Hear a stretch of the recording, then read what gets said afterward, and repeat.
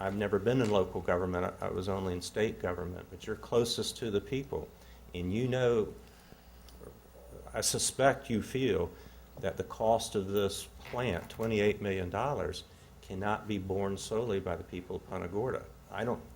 You're too small of a city, and it's too heavy of a load. Well, one of the areas that you mentioned, and again, we have been looking at other options, and we have also been dealing with SwiftMud. Mm-hmm. And that's where the rub comes in, because we were anticipating cooperative funding from them. And they are putting us in a very difficult situation in terms of wanting us to do something else in order to get any funds. And you should keep anticipating a cooperative spirit with them, and we'll work on that. We know the leadership of SwiftMud. Where is the Peace River Water Authority on this? Are they supportive of this as well? They are supportive if we agree to a pipeline, which they will also want funding for. Back to them? Yes, and we buy water from them. We would have to purchase water from the Water Authority. Well, that's a good deal for them. Of course. Yes, of course. Is there an assessment? I think Nancy, we have like 6 minutes, so I wanted Oh, to. okay. I'll make this quick. You mentioned that clients see you, or you like for clients to see you as another budget category.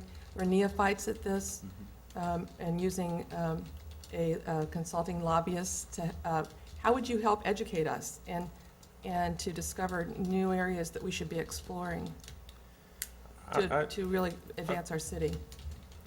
I'll tell you how I do it, and it's a little easier for me because I'm local, almost local if you consider Fort Myers local. I'm 30 minutes away. My office is at downtown Fort Myers. Generally speaking, I would call Howard and say, listen, we probably need to have some sort of workshop, sit down, kick around some ideas. I would probably want to do that with his staff first before we did that with you. So we sit down with Howard's key leadership team, sit down with your public works department, sit down with your finance department, try to understand what really the objective is, and what's the time frame, and what fiscally are the realities. I mean, you have to set the budget. You just went through that exercise somewhat this morning, and there's going to be a limit that the citizens will tolerate on something like that. And I have to understand that from staff's perspective first, and then I would come sit down with each of you individually or collectively in a public workshop and just kick around some thoughts. You can't do this alone. You can't do it without the support of the Peace River Water Authority. You can't do it without the support of SwiftMud, and you can't really do it without the support of the legislature. And bringing all those pieces to the puzzle together is really, candidly, Councilwoman, is what we try to do for you. Is we know where to go for the resources, but there's a story that has to be developed, a story which has to be told, and it has to be something you feel comfortable with, and you feel you can sell to an audience out here, with a straight face, because this is a big project, as I said, and it's going to take a lot of creativity to get it done. John? Just real quick, I thought Keith was going to whack me when he was pointing over here. I moved aside. You asked a great question. I'm hoping it's a softball because I'm hoping you were listening to the webinar that League of Cities did just last week on hiring lobbyists and managing lobbyists. Because what we do, or what we suggest is we come in here first and explain to you what we can do for you. Most people have a very narrow view of the services or the value or the intangibles of what a lobbyist or an advocate or consultant can do. We can do everything from getting DOT to move the cones in front of a business to getting you a grant for wastewater. But we ought to come down here. You pick us and ask us to come down. Y'all have to get through that process, but we'll come down and explain to you what are the things that we can do for you, whether it's at the cabinet level, the agency level, legislative, so that you first have an idea of what it is, the tools in your toolbox you just added. And then we get a sense of what the things are important to you. We know that there's some projects, but I heard you talk about CRAs today. I heard you talk about annexation and cost factors and doing those. Those are all things that we live all the time. And if it's advertising costs, it's the only thing blocking you from having an annexation strategy, well, there's a statute that controls how much advertising costs are. We'll fix that or change it or manipulate it or do something. But we just have to come down here and spend time and find out what you care about And you learn about what are the things that we can do for you, and there will be a marriage. You'll decide what's most important, what you want us to start on, and what we want to put to next year, or year 3, or year 4. But it's an evolutionary process, and we become part of your team, and we hope that, your city manager will be the point person, or he'll assign someone, and we'll work through them, and they'll get the information to you, and vice versa, and we're start working like clockwork once we figure out what it is you really want us to work on. But first thing is you got to get to kind of know us and what we really can do for you. 1 minute. Anything else? Good. Yeah, Thank you. Thank you. Well, thank you. Thank you very much. We appreciate the opportunity to present before you today. And just to reiterate what John said earlier, you're not going to make a mistake today. You got 3 great firms. We work with them all the time in Tallahassee. And we wish you well in your decision-making. And should we be selected, we look forward to working with you. Thank you. Thank you. Appreciate it.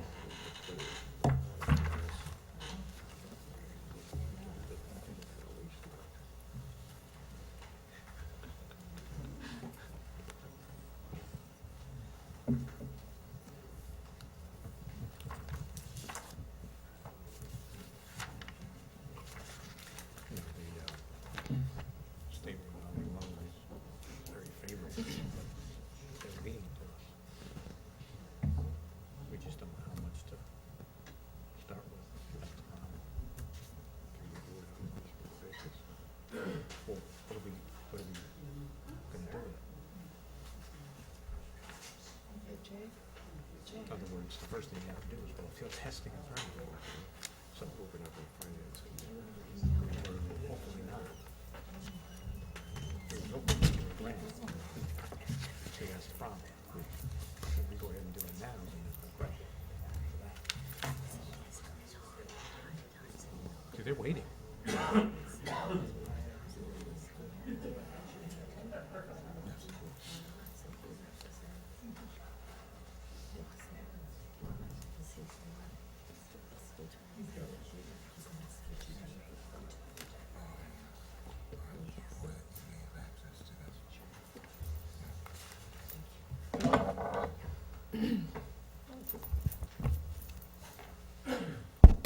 Carolyn's in the restroom, so we just have a minute.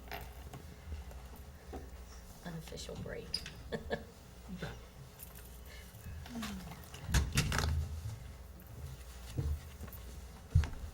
Our last presentation is with Capital Access. Thank you, Mayor and Vice Mayor and council members. I think we know each other, and I've got to tell you, it's a pleasure to be here. Thank you for the opportunity to make a presentation and for the opportunity to continue representing the city of Punta Gorda in Tallahassee, but not just in Tallahassee, but across the spectrum of governmental affairs issues that touch and concern your interests. I was looking, as I walked up here, it occurred to me that I now know how Mayor Kiesling felt standing in front of the Swift Mud Board about 6 weeks ago. We have been through a few. We'll listen to you. Yeah, okay. We'll listen to you. Well said. We have been through a few challenges already together in a short period of time that we've had the honor of representing you. We have enjoyed doing that.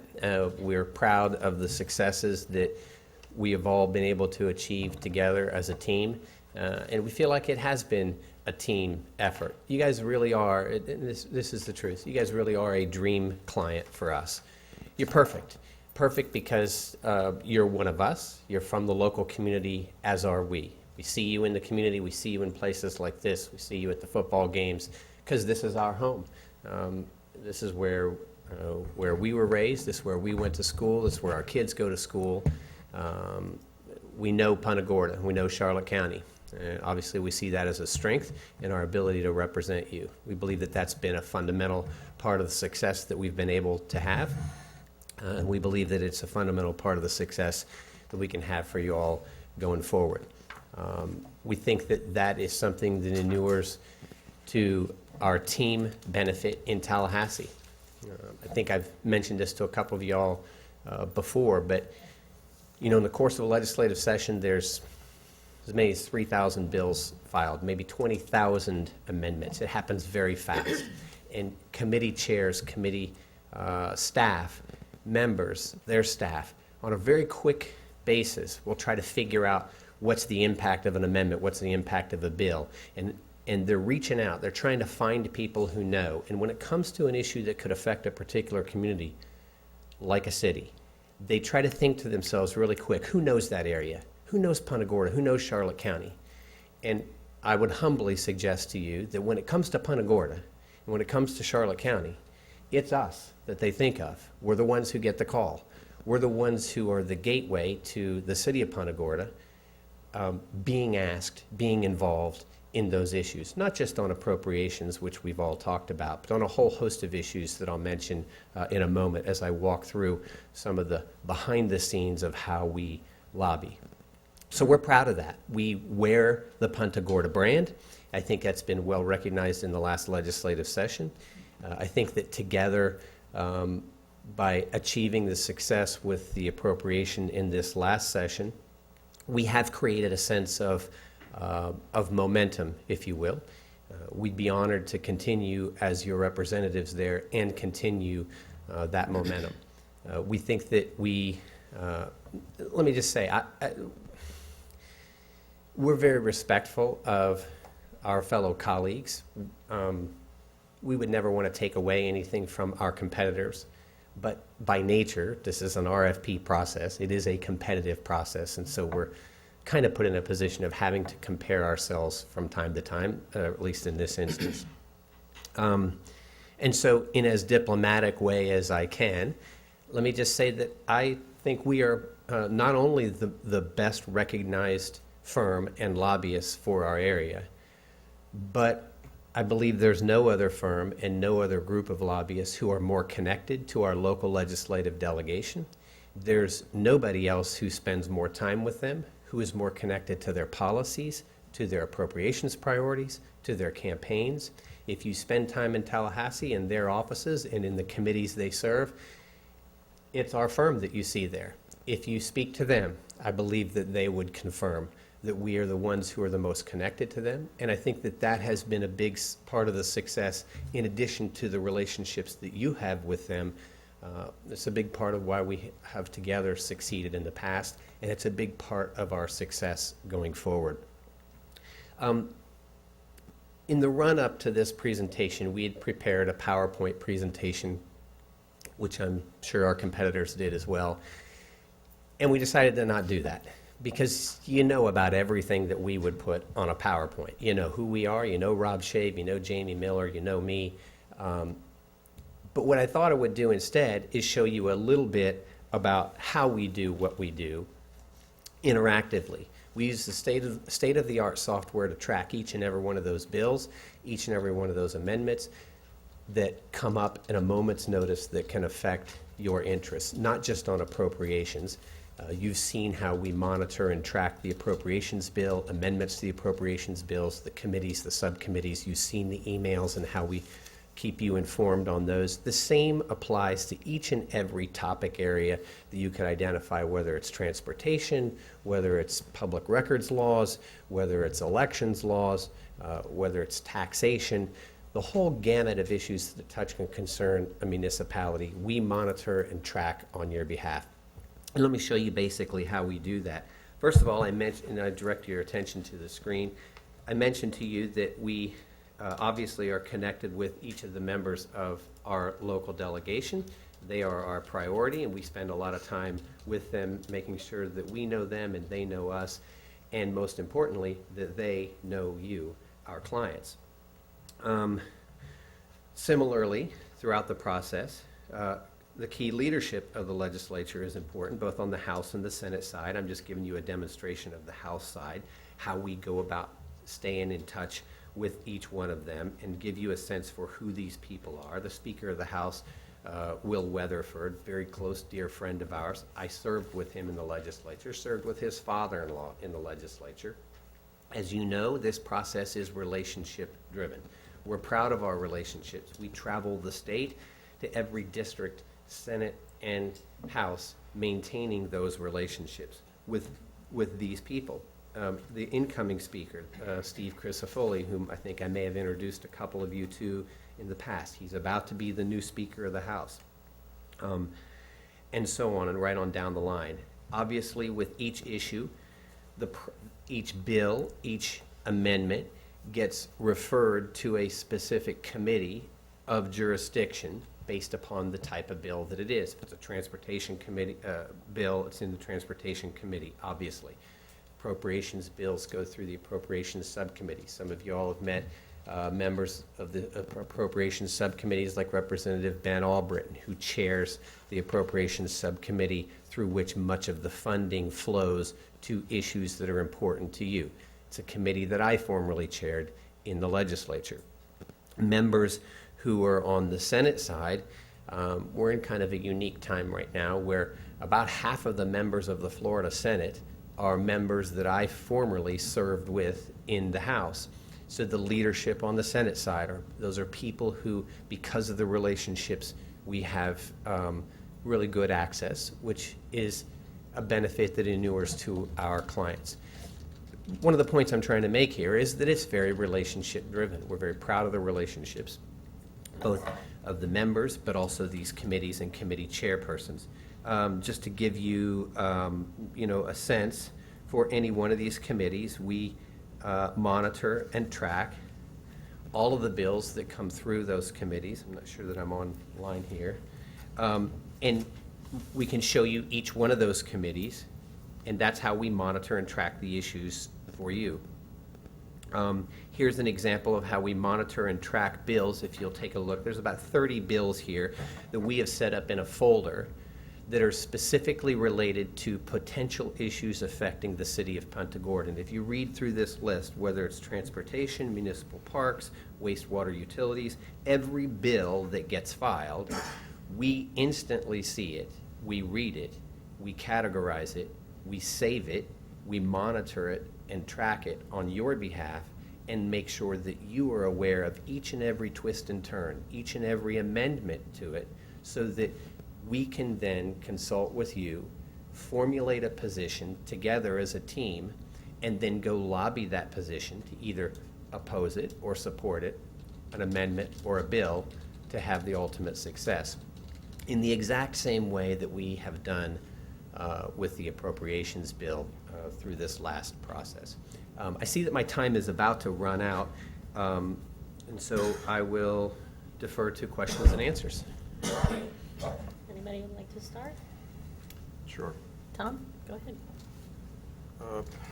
Jerry, in that Swift mud is requiring the city of Punta Gorda to conform to specific requirements before they seem to be considering any additional funding for the project. How, in your opinion, will that impact funding from the state? Try to see what press we have. I think it can affect it significantly. Look, legislators covet.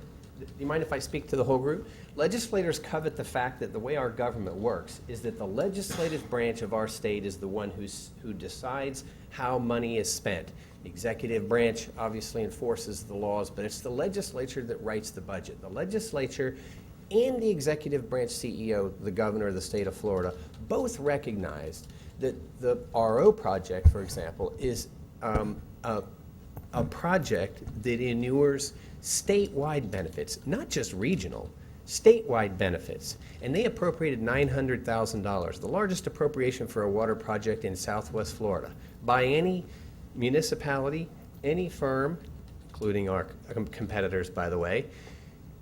those members, those elected officials, recognize that that project deserved to be funded with taxpayers' dollars. They don't make those decisions lightly. And I think that when they see that there are additional contingencies being placed on the city of Punta Gorda for carrying that project out, if properly characterized to those members of the legislature, I think they may see that there are other governmental entities on the regional level who have not got this project in the right perspective. And I think that it's our job, as your representatives, coupled with your communications as well, to make them see that. And I think that we're on the path to do that. As to how, they can make any appropriation to any other government contingent upon doing the right thing with the RO project. What works well as a contingency on the regional level works well as a contingency on the state level. That can be done with proviso language in a budget. Did I answer the question?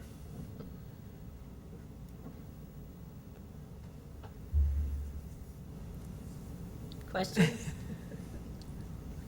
Yeah, I have a question. Yeah, go ahead. So we're a small municipality just getting involved in this whole process of seeking expertise, such as what you have. And the RO was on the top of our list, but we don't know. You know, I see things out there where they talk about bicycle, friendly community kinds of things. I see, and we don't ask. And so you don't know what you should be asking for. I see whether, it's a group trying to set up a museum. Well, there's money for something somewhere. How would you work with us to help guide us on what all the possibilities are to help our community move forward so that we can take advantage of what might be out there and not have to rely on all of the generosity of our community, or, we don't want to raise taxes, so. It's a great question. We make it our responsibility to see those opportunities and bring them to you. Not to just respond passively, but to take the time to develop a list, if I could direct your attention to the screen. That's the whole point of this, is to show that these are the types of things that we on our own would take the initiative to go out and find for you and bring to you so that you do see those as an opportunity. I heard earlier a discussion about transportation beautification grants, okay?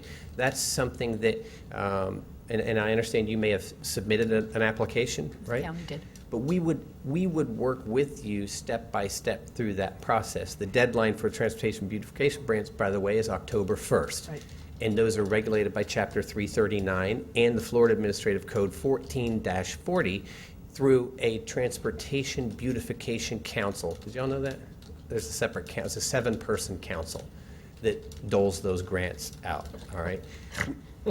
No? We don't want to deal with another 7 Well, I'm just telling you, it's our job. That's what we do, is make sure that we not only see those opportunities, but walk you through step by step with each level and layer of the bureaucracy, the decision process. But the first part of it is identifying the opportunities. And here's about 30 bills, each one of which were filed in this last legislative session, each one of which have either passed, which you can see indicated here, or have died and will be refiled.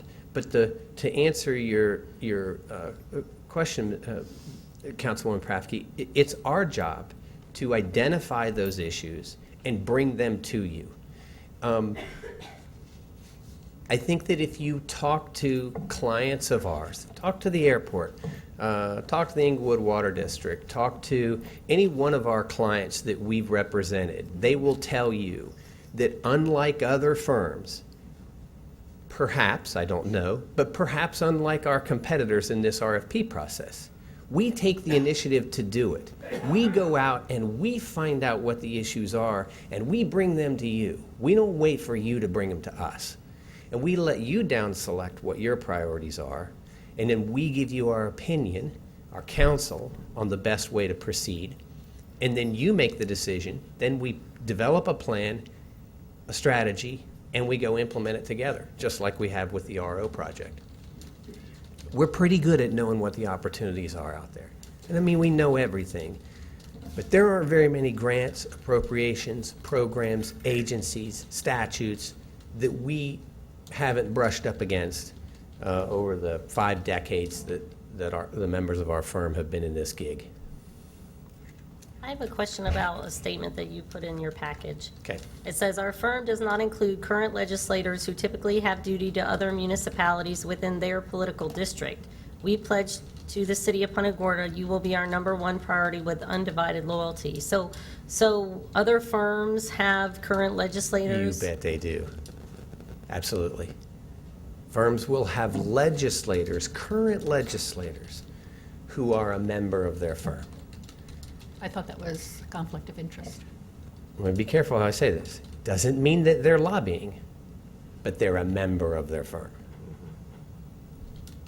See? Yes. So then, some would argue that, look, I said earlier that this process is relationship-driven. It is.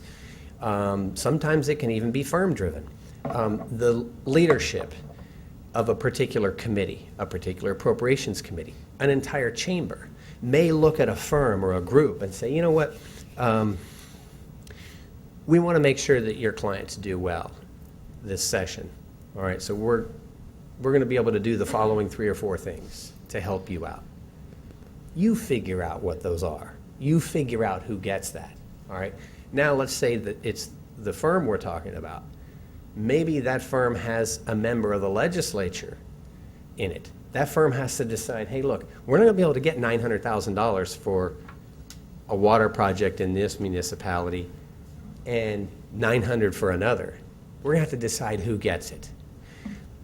As between the municipality that the legislator who's in that firm represents and is dependent upon votes, re-election for, and the municipality that doesn't, one might have an advantage over the other. Does that make sense? Happens all the time. But it's more than just that. There's a limit to how many masters you can serve. Now, I know some of our competitors might say, well, we're bigger firms than Capital Access. We have more boots on the ground. We have more people. At the end of the day, just like with your esteemed general counsel, it's about the person. It's about the attorney. It's about the counsel you get from him. It's not about the size of his firm. It's about him. Just as with your constituents in District 1, 3, 5, 2, 4 in Punta Gorda. It's, at the end of the day, it's about how good a council member you are on the dais. So too with Capital Access. It's about how well we do our job, not the size of our firm.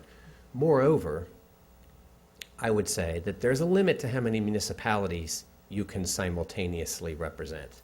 And I'm just going to leave you with And that. we're your only municipality. Exactly. But that's current. That doesn't mean that couldn't change in the future. Yeah, I mean, but I mean, you can look at our trajectory. We're pretty selective. We give priority to stakeholders who are in and around our community. Does that mean we'd never represent somebody outside our community? No. But if you look at the trajectory, if you look at other firms,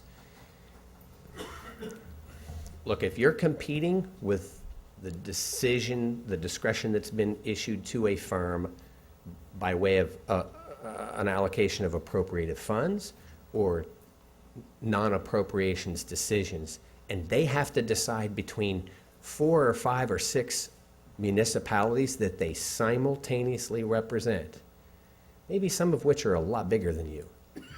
It matters. Am I saying that it's impossible to represent multiple municipalities at the same time? No, I'm not saying that. But I'm saying that there is a certain critical mass where you're competing against others.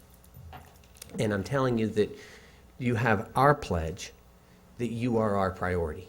And I think that we can demonstrate from our past representation that that's how we actually conduct ourselves. Carolyn? I want to pull us back to Swift Mud. Sorry. I'm surprised. But in hindsight, should we have done something differently to get their support? Going back 4 years?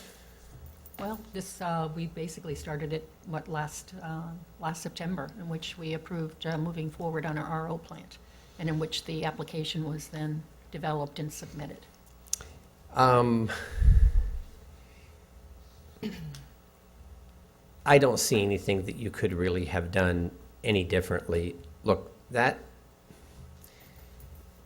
the current mindset, I'll just say it. I believe SwiftMud is, the board is driven by a few members who have a very strong view about a particular issue, this concept of regionalism, and particularly wanting the loop pipeline, which has been on their map. They've all gotten briefings on it over and over and over, and they see that as nirvana. They see that loop as nirvana. It's just what fits, it's what makes sense. It is the only logical thing. They've been taught that for a long time, to the exclusion of all other things.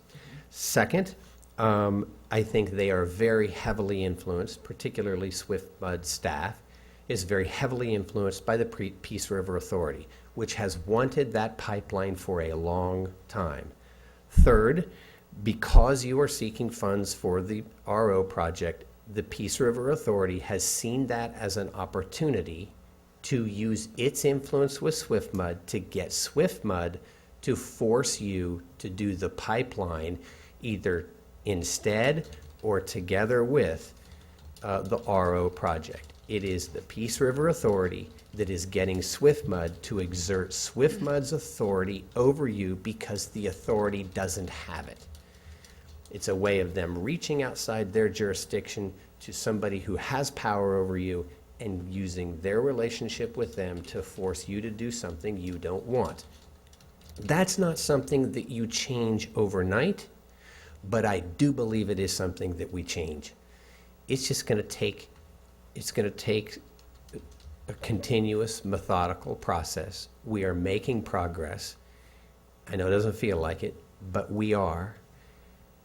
They are starting to see the relative position of each of these entities. I think they are starting to get the idea that the thing that they want depends upon your support just as much, perhaps more, than the thing you want depending on theirs. I think you are starting to rebalance that, and I think it's going to take some time. And I think that it's going to take we're going to have to continue with the comprehensive governmental affairs approach, which we've talked about, and this is not the right forum to discuss. Questions? I just would say, based on the fact that I'm on a committee with Charlotte Harbor National Estuary Program, and George Mann is actually a new member of the Charlotte Harbor National Estuary Program Policy Committee, and he and I had conversation about what's gone on, and he stepped aside and said to me, staff has been very influential. Right. And we talked on the phone about it, and he clearly understands our issues, but he's said staff has been very, very influential. It'll be interesting to see how we might pursue that. You did mention in terms of the size of your firm, you're limited in terms of the number of people that can maneuver, and you have a number of clients. Is that of, obviously not a concern of yours, but should it be a concern of ours in terms of looking more broadly, as I believe Nancy was asking? Obviously, RO is our key priority right now, but also to look at other options, other areas where, as again, a city, a municipality, that we should also have a little bit of a leg into. It's not only not a limitation, it's an advantage. It does not limit the penetration that you get through the relationships. It gives you an advantage because we are able to focus and give higher priority than the big box firms. Those big box, I'm not speaking about a specific firm, let me be clear. But as a general rule, the big box lobbying firms, especially the ones who are really just a wing of a large law firm, first of all, the lobbying part of it is a tiny little piece of it. Everything has to get funded, subsidized, all the overhead for a big brass knob law firm, in which I have operated myself. I've been attorney in a big law firm, a medium law firm, a small law firm, and every size of lobbying firm. And I will tell you, the economics of those firms are such that the accoutrements, the overhead of those firms have to be subsidized somewhere. They get subsidized from a lot of the lobbying contracts. The lobbyists don't have as much time to spend on the actual lobbying, especially if they're lawyers and are having to spend a lot of their time on their law cases.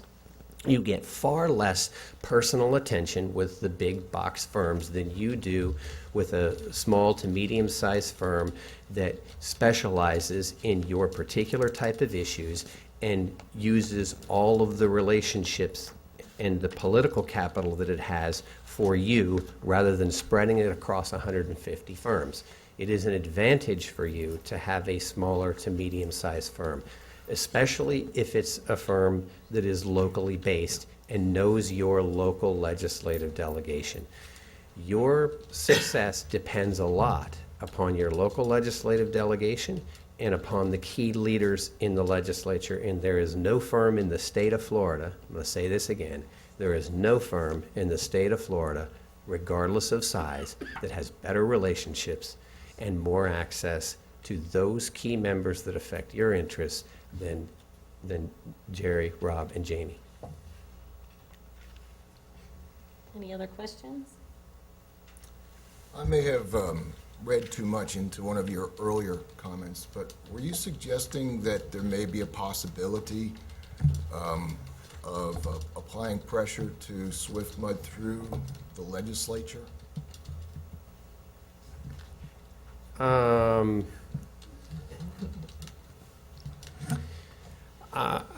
will say that in government, all things are connected. And legislators, some legislators,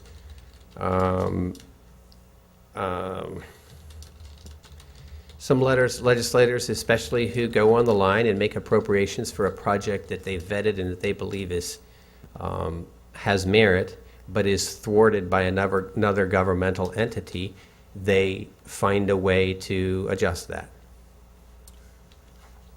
Can we perhaps assume that there still is an opportunity to apply, to have this work the way the city wants it to work with respect to SwiftMud, and that we shouldn't take action that might burn our bridges with SwiftMud? Yes. I clearly think that's true. I think in the tug and the pull, and it is a tug and a pull, it's a messy process of appropriations and passing substantive legislation. There is a tug and a pull. There's a back and a forth. There is a fair amount of time that has to be invested in making sure that all of the parties understand what everybody's interests are and then coming up with an end solution that compromises enough so that everybody gets what they want. And that's the process that we're in right now. And at times, it feels messy, but it does clear up, and you do get to yes, and we're on that trajectory. It was messy in the legislative side for a while, and we emerged on the other side, got the appropriation. It was messy on the executive branch for a while. We emerged from that and got the signed appropriation on the executive branch side. It's a little messy right now on the SwiftMud side, but we are coming around to everybody recognizing what our relative roles truly are. And ultimately, there is a deal to be had here. I believe that. Thank you. Time is up. Marion's given me the, Thank you. thank you. Thank you, Jerry. Thank you. I don't think so.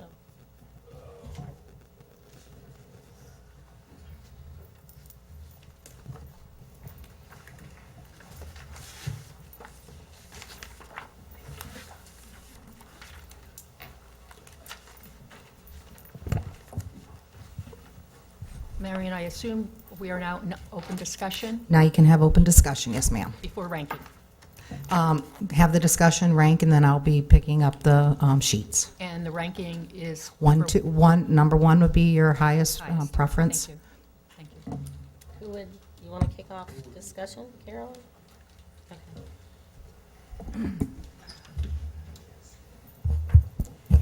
I believe that, you know, a good case, again, could probably be made for each of them.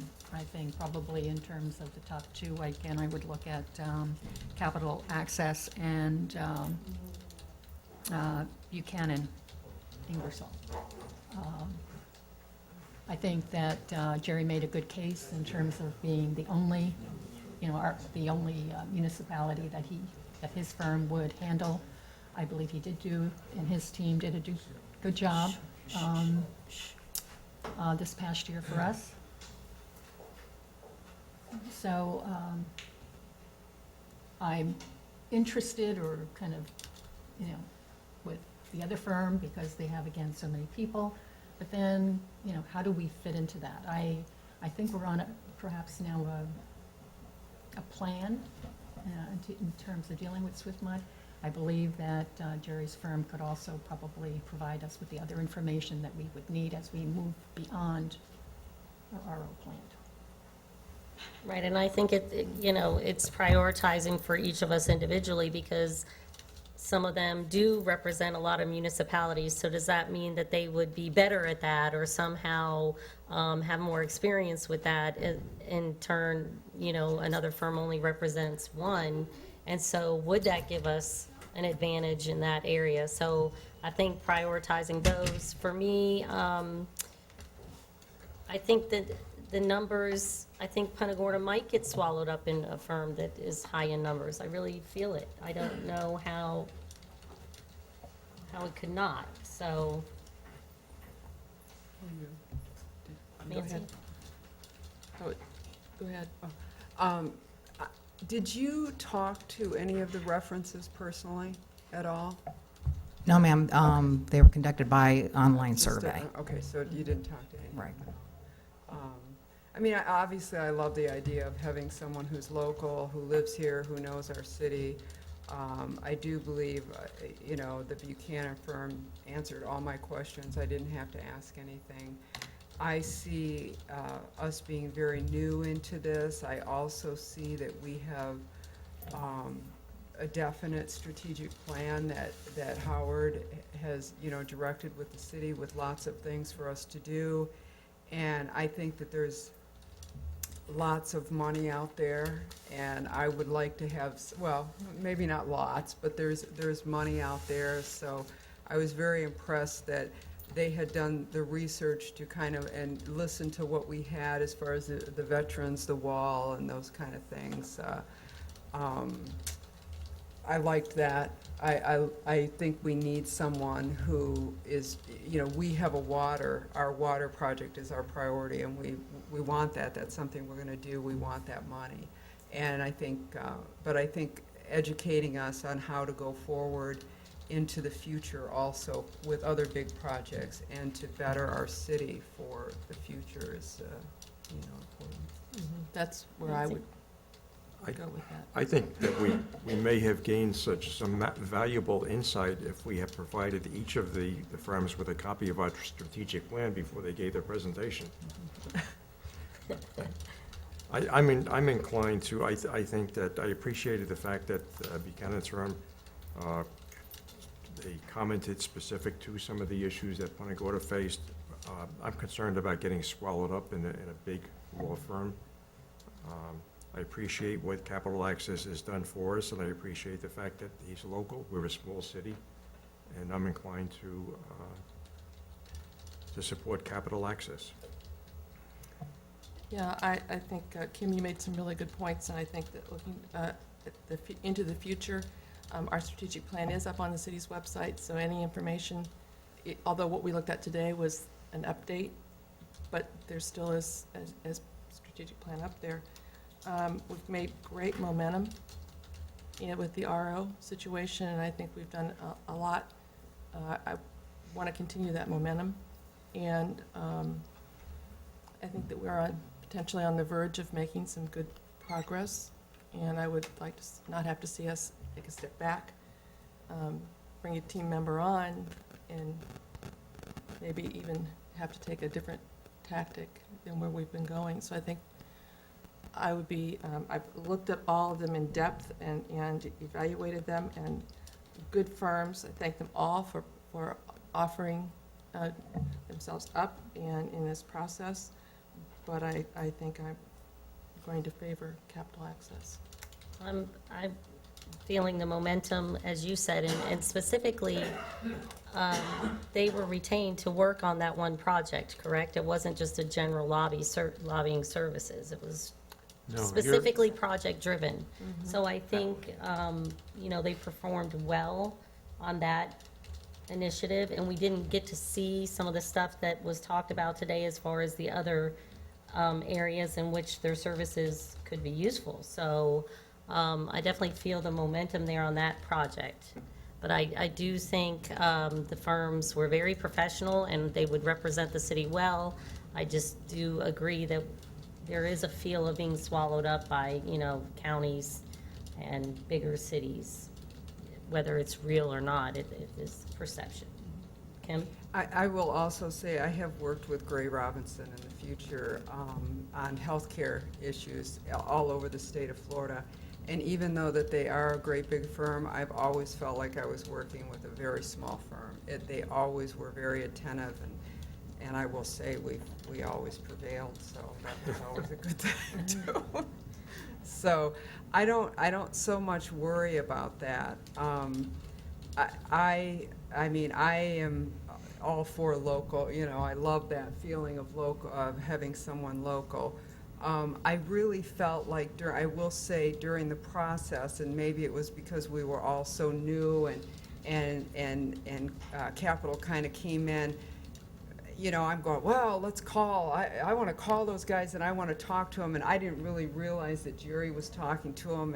And I kind of felt a bit like out of the loop, I guess I would say. I didn't feel like we were really, well, maybe I wasn't coordinated with what was going on. So I didn't know, at times. So that was a little, I think, a better coordination.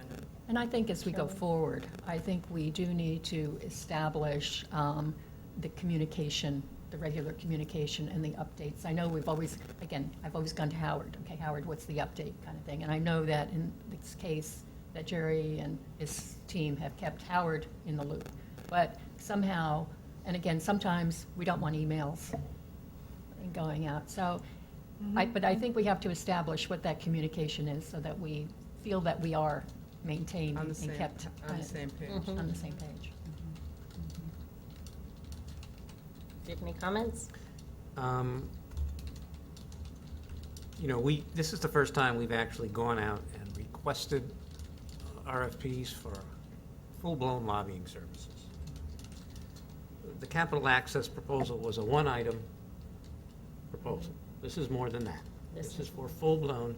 So we asked that the three firms give us their ideas on full-blown lobbying service, not one item, full-blown.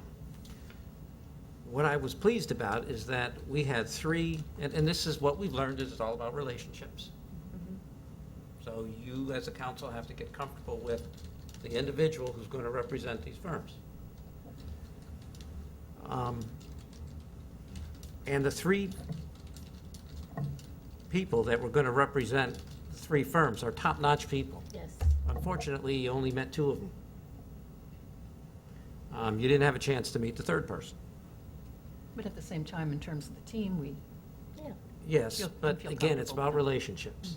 And you had three top-notch people in Southwest Florida. Jerry Paul, Keith Arnold, and Bert Somers, top-notch. I am pleased that Punta Gorda received that recognition where they submitted for us. I am. I really am. They are top-notch. And so, what I'm hearing is that, it's more than just dollars. You have to look, when you look at the cost proposals,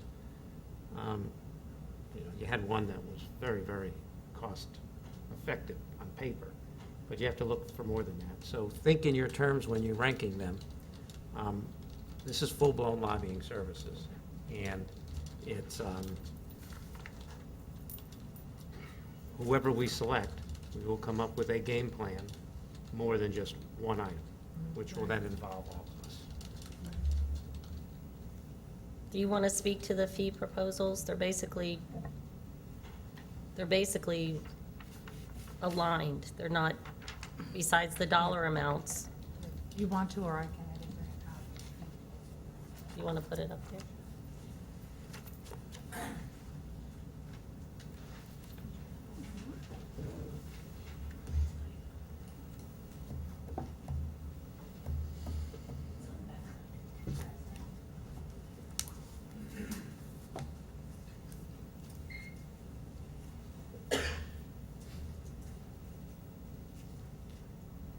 So what I'm saying is that they're both on a monthly fee. And the other reimbursements, were there any that still had reimbursements left in the proposal?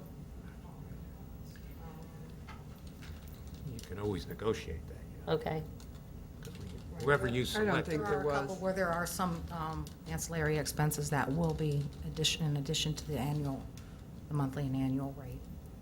which will be part of the contract? Yes, that'll be negotiated. Okay.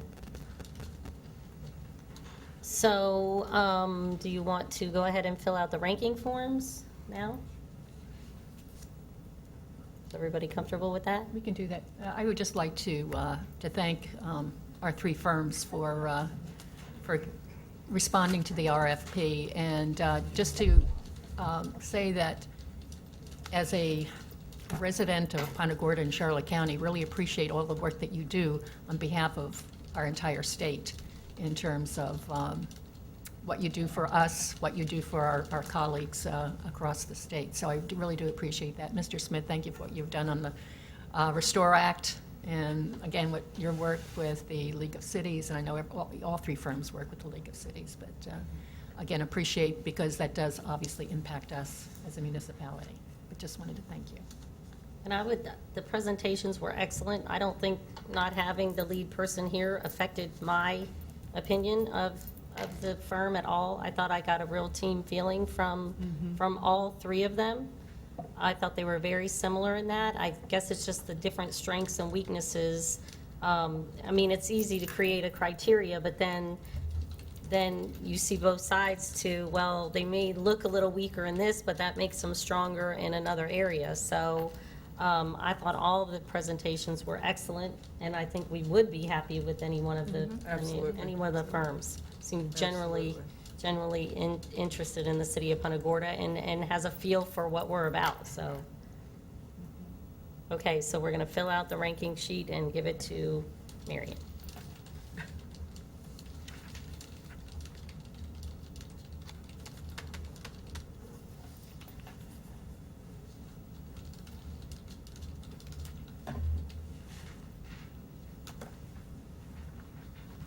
Pass.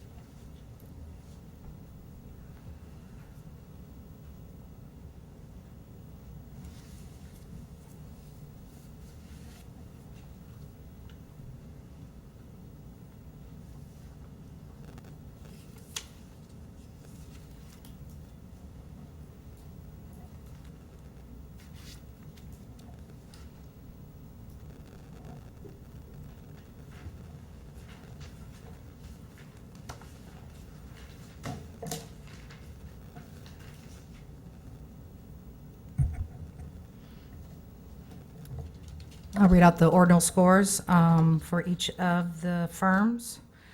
Buchanan received a score of 11, Capital 5, Gray Robinson 14. The ranking is Capital, Buchanan, and Gray Robinson. Okay, so now we need to discuss The contract. contracts, Right. length of contracts, which Marion will give us some information. We provided each of the bidder in the solicitation package the general contract that we use at the city. And we anticipated a 3-year term contract. That 3-year term is not set in stone. In listening to some of the folks talking about some of these issues may carry across different sessions. So we've got several opportunities or options you can make. Our contract does have a non-appropriation clause in the event a future year council or whatever you does not fund the contract. So we do have an out, and we also do have a termination for convenience with a 30-day notice should that need to be applied. In the city, like I said, our normal contract is a 3-year, and then there is an equal amount of a renewal period. So a 3-year initial period could go on for 6 years. The first year is always at a fixed fee, or however we negotiate, if we negotiate a couple years. And then we can add on a CPI adjustment should the firm request an increase, or we would watch it to see if there was a decrease. We do have contracts, if that do go 5-year on an initial period, that could project out to 10 years. So we can do a 1-year initial if you'd like, with 2 1-year renewals, or we could go 3-year and a 3-year. So it's just however the council feels comfortable, because this is going to be your contract. So what is the feeling of the board? Does anybody have, I'm okay with the 3-year initial. I mean, I think it takes time to get anything done. So, 3 years really isn't a long time in government. Yeah, so if you did a 3-year, then we could, in effect, have a 6-year contract. Good point, Kim.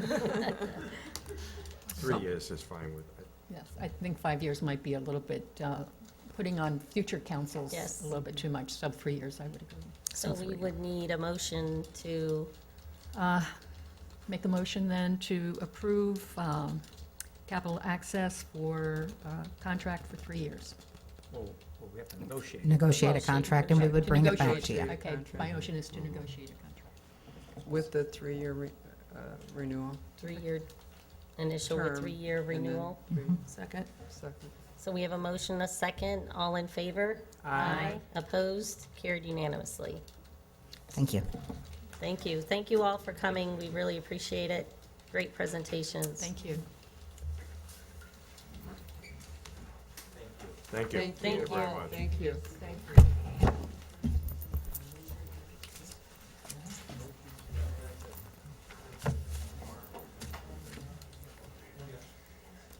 Okay, next we're moving on to new business, which will be the discussion and clarification of model home regulations. They're Terry, ready to say Terry yes. Tubbs. You Zoning. didn't think you were going to get your time today. And I'm not going to take long, I don't think. You never know. I feel like it's dinner. People have come to speak on this item. Is it 5 o'clock yet? Yeah, we've got to finish by 4:45 so we can get back for 5:01.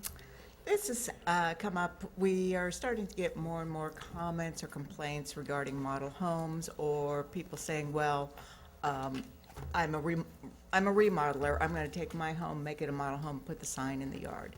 The code is not super clear that that would not be permitted, and just to clarify that, to make sure we don't run into a situation, I would recommend that we make a minor amendment as proposed on the agenda item.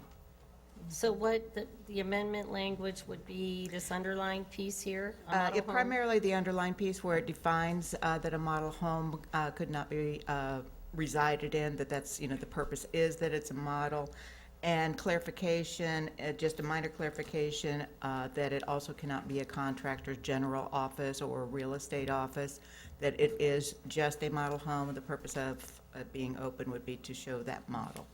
I'm sorry, what's happening? We have had somebody who was like a remodeling contractor who said, well, he wanted to turn his residence into a model home, and he live wanted there? to reside there, Oh, put the okay. 16-square-foot sign in his front yard. Okay, gotcha. But there would still be nothing that would prevent someone like that from actually using their home as a showpiece. If they get a client and say, let me walk you through my home and let me show you what I've done, da-da-da-da, there just would be no sign out front. I mean, if somebody has a client, and they want to take them to their house, they can certainly do I that. mean, yeah. they may have a home office and they operate out of their home office and it's, As long as it doesn't, Say model home. yeah, yeah, essentially. okay. Move approval. We have a motion, second, to move forward with amending this ordinance. Thank you. All in favor? Aye. Opposed? Carried unanimously.